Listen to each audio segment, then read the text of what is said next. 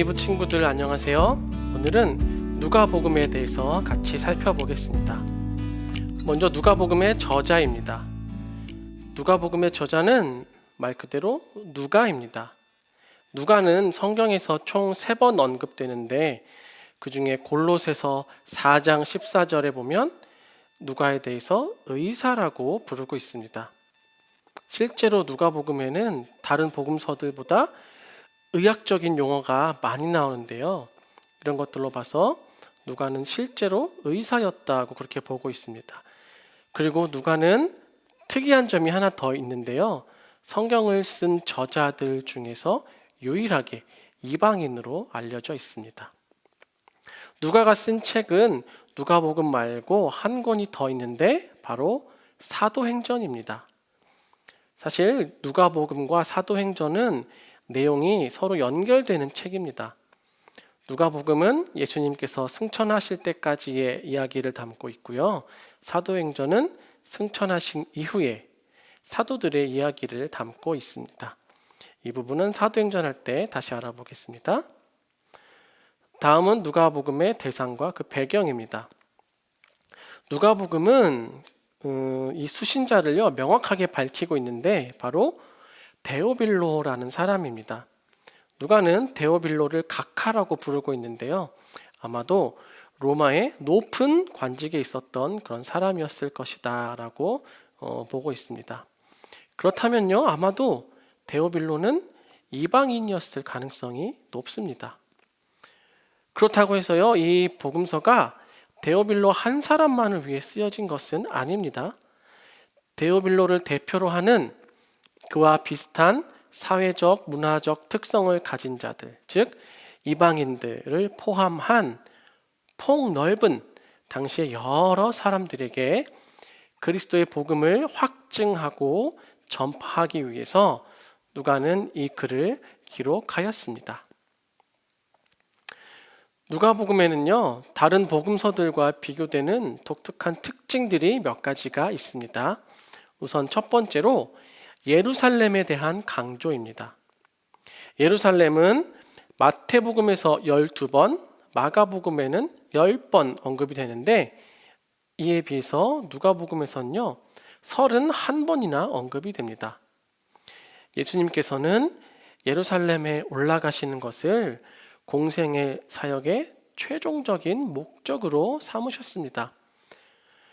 누가복음 9장 51절부터 19장 27절까지 이 11장을 예루살렘 여행 단락이라고 부르는데요.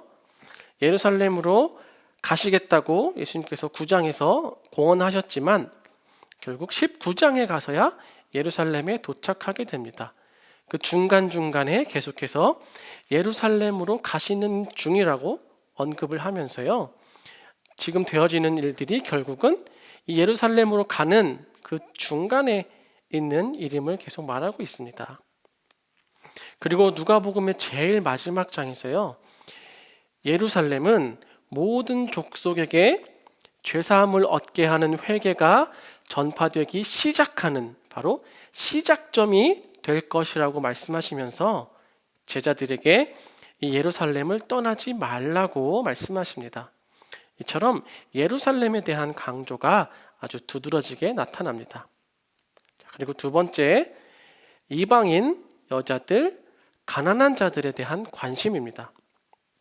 이런 관심이 누가복음에 많이 나타나는데요. 첫 부분에 말씀드린 대로 누가는 자신이 이방인이기도 하였고요.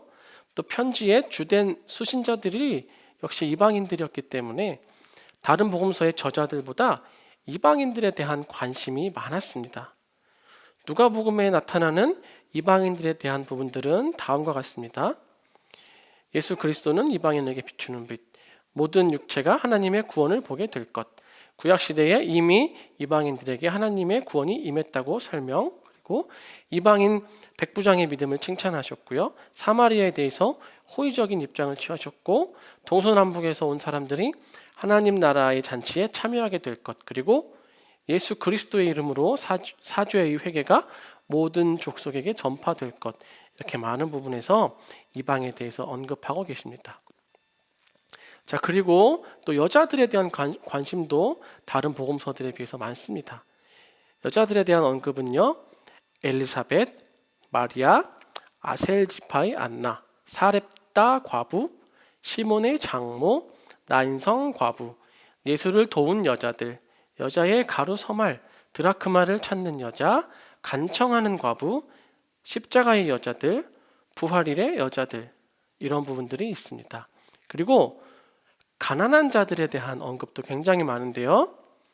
마리아의 노래에서, 그리고 세례자 요한의 설교에서, 또 예수님 활동에 시작하시는 부분에서, 또 평지 설교에서, 예수님의 잔치 초청 비유에서, 부자와 나사로의 비유에서, 관원에 대한 요구에서, 삭개오 이야기, 그리고 헌금하는 가난한 과부의 이야기, 이렇게 많은 부분에서 언급이 되고 있습니다. 이처럼 누가복음에는 이방인들, 그리고 여자들, 가난한 자들에 대한 관심이 두드러지게 나타나고 있습니다.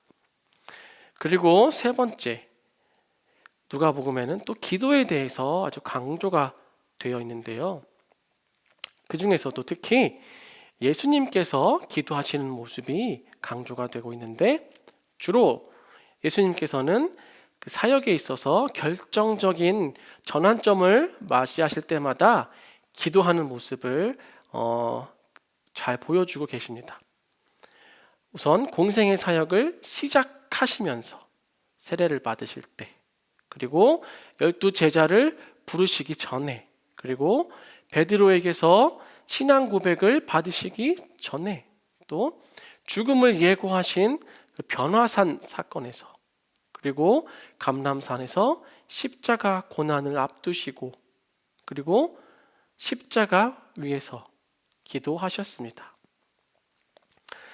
자, 이런 여러 가지 특징들을 통해서 우리가 알 수 있는 것은요, 메시아를 통해 이루어지는 구원 안에는 이방인들 역시 분명하게 포함이 되어 있다는 것, 그리고 예수님께서는 약하고 소외된 자들을 비롯해서 잃어버린 자들을 구원하시기 위해서 오셨다는 것, 그리고 예수님의 사역은 기도를 통한 성령의 권능으로 수행되었다는 것을 누가는 분명하게 말하고 있습니다.